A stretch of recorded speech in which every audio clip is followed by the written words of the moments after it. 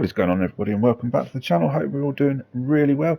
I get a lot of questions asking me about my camera, my game settings and things like that, so I'm going to really whiz through this really quickly before we jump into the main tactics videos and that lot. So I'm going to go into the game settings, and I'm just going to really quickly go through how I've got mine set up.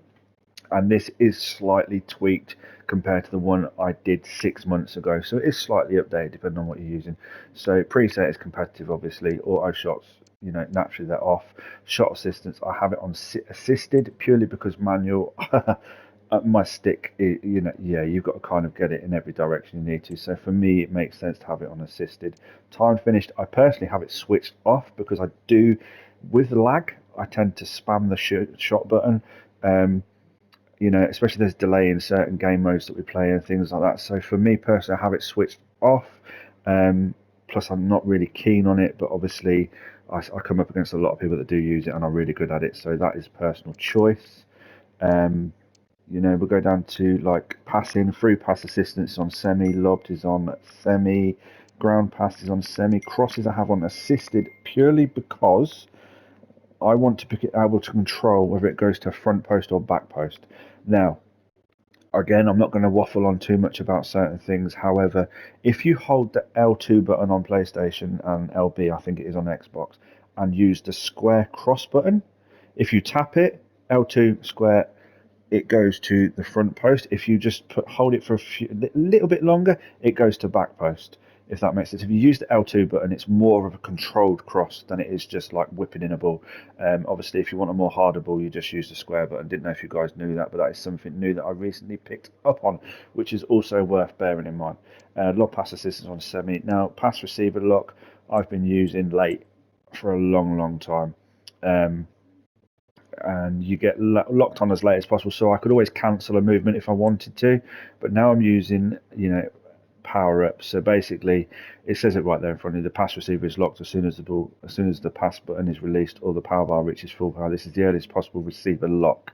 So yeah, I've changed it to that one. My precision pass sensitivity I've also changed to high. Been playing with this quite a while with these two now, so you've been watching my gameplay for long enough to know that it works for me. Clearance assistant is directional. Of course it's directional.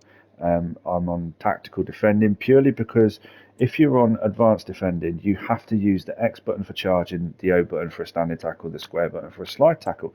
If you use tactical defending, the animation is automatically done for you when the time is right. So it's kind of it's like a bit of a cheat code in terms of when your player is next to your opponent, for example, they will naturally stick out a foot if the timing is right. You don't have to do anything, and I think that kind of makes sense, especially if you're not great at defending like me. So tactical defending is the way to go. Pass bosses is on.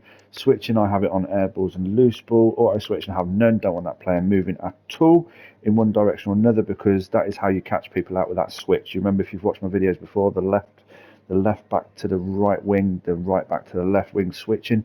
You'll also notice their left back or right back will run out of position by a couple of meters. At that point, you've got your space.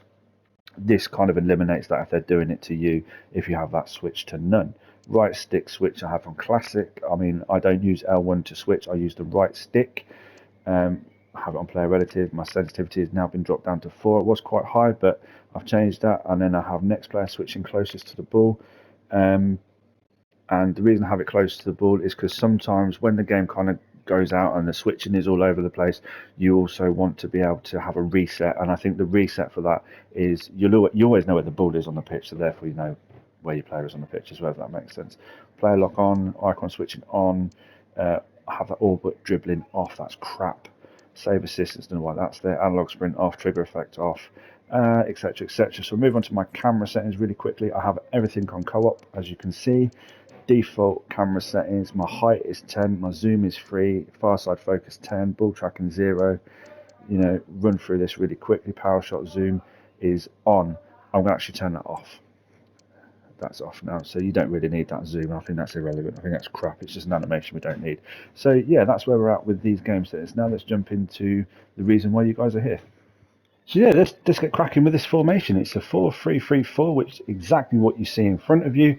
We have some new, well, some newish players, and we have some upgraded players like Trent's been upgraded. We've got Slabazai the other day as well, insanely good player, can do the set pieces as well.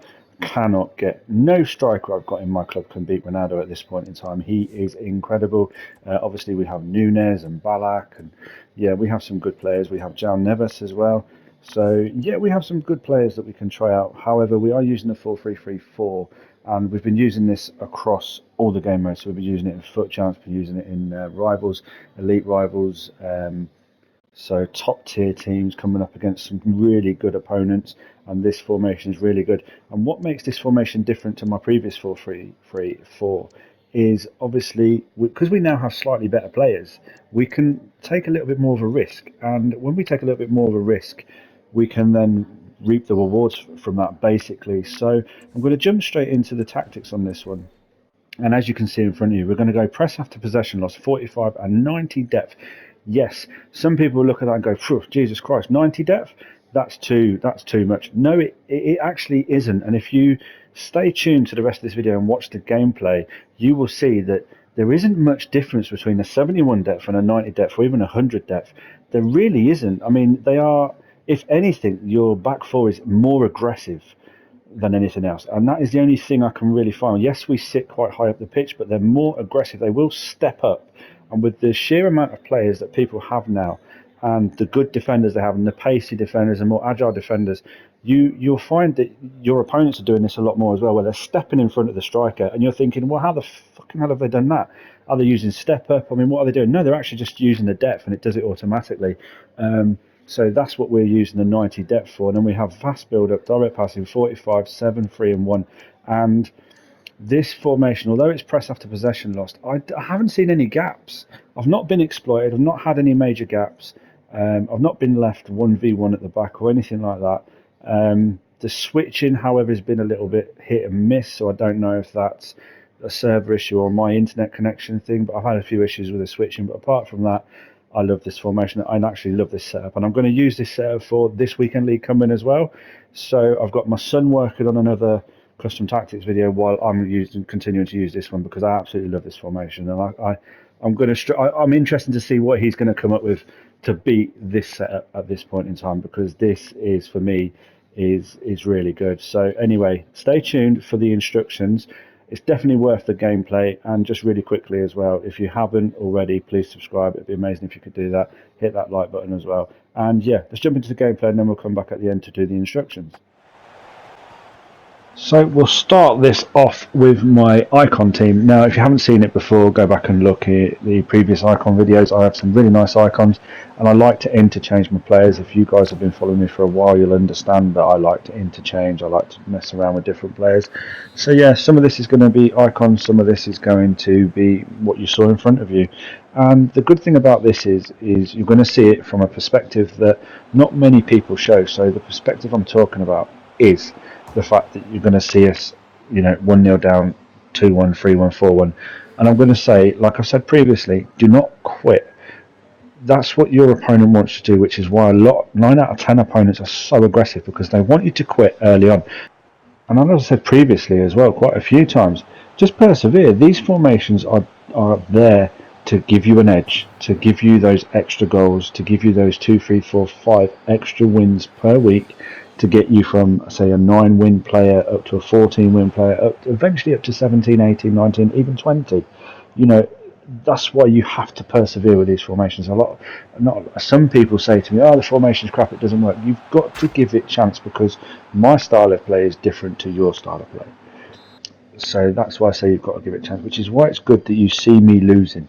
When you see me losing, like here, for example, 2-1. I'm losing 2-1. I've not changed a thing. I'm still using the 4-3-3-4, but we get it to 2-2. Once you draw level in the game, I promise you now, a lot of time, you will go on to win. As you can see in these are perfect examples what I'm showing you. I was 2-1 down, I'm now 3-2 up. I haven't changed a thing. I've not changed the left back and right back. Everything is still as it is. I'm persevering with the formation. I know the formation is good. I know my opponent is aggressive. And, you know, there, for example, we've gone from 2-1 down, 4-2 up.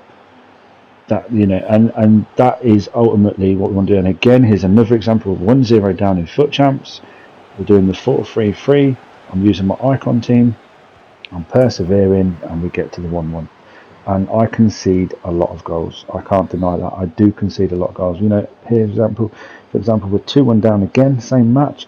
A little bit of skill to get past his on-rushing play. You can see the spaces are now opening up where he's so aggressive. That nice little switch, back stick, nice simple tapping.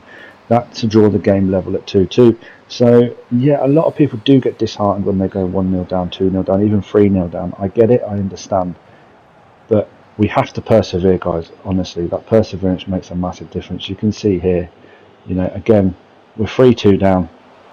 It's absolutely crazy. I bring on Drogba, use my substitutions. That's what they're there for, and we get a bit of luck there, and then we manage to get the equaliser. But from here, this is what I'm saying. Because 9 times out of 10 our opponents are aggressive. From here, we can go on and win the game. So here, Drogba, front post, 4-3.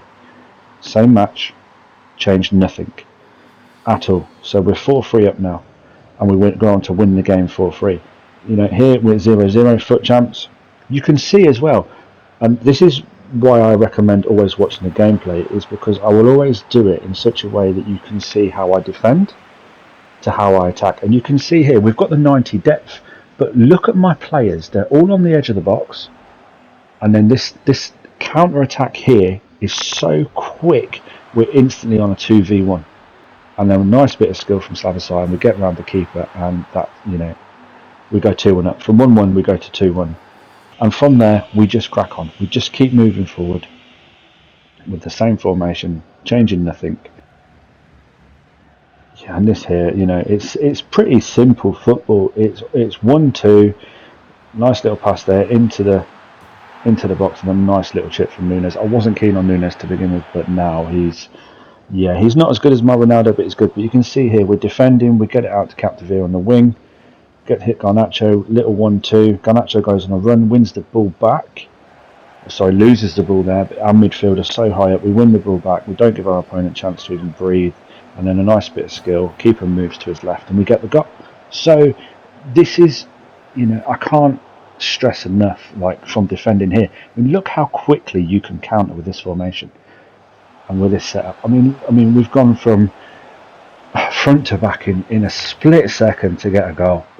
You know, our opponents, they're just so aggressive just lately. See, take advantage of here. You can see again, we're not overcommitting. We've got, you know, Nunes on the halfway line, Slabside running forward, out to the wing of the Barcola. A switch here, which is really good. Garnacho's good in the air, nice knockdown. Nunes, boom, 3-3. That's what I'm saying. It looks easy, but these formations and these tactics make it look easy, and they do honestly make a massive difference. And if you want those extra wins, I think this is the way forward. This counter-attacking football is the way forward, and this is probably the best counter setup I've ever created in a way. We've used it on the PS4, so we know it works on old gen. We know that if you get a highly aggressive player, which 9 times out of 10 you will, this will work. If you get a passive player, you have to work a little bit harder. But you can see here how aggressive my opponent is, leaving, you know, just 2 people back, and then from here Ronaldo isn't going to miss. Let's stop talking and jump into the instructions on how I got this one set up. Yep, so as always, goalkeeper comes across his sweeper keeper. That is a given. You want your goalkeeper to be the last line of defence, and if you do get caught short, have them bombing out to intercept. 2 centre backs, as always, we leave alone. We just keep them as they are. Left back and right back stay back while attacking and overlap. Because this is quite an attacking formation, if you go 1 or 2 goals down, do not quit. I promise you, do not quit. D-pad, set these to get forward. It makes a massive difference. My more attacking CM, obviously, is a given. Everything on balance, cover centre. That's it. The more defensive guy, stay back, cover centre. The cam, just have him get in the box for crosses, because that's all you really need him for. And with this guy, Slabazlai, I mean, his shooting is incredible anyways. Anything outside the box, he's hitting the target 9 times out of 10. Your striker stays central, getting behind. Your two wingers, basic defence support, cut inside, getting behind, get in the box for crosses. The reason we have them on get in the box for crosses is because those back post headers, and also we have them on cut inside because we want, if we're in control of our right back or our left back, for example, these will naturally cut inside and then leaving the space for your right back and left back. And obviously, if you do hit that D-pad on getting the left back and right back get forward, these will naturally cut inside. So eventually, effectively, you can make a front five, if that makes sense. So yeah, if you've watched the gameplay, you'll see exactly what I'm talking about. Again, if you like what you see, hit that like button, subscribe if you haven't already. Hope you enjoy this one because I really do. And until next week, everybody look after themselves and take care.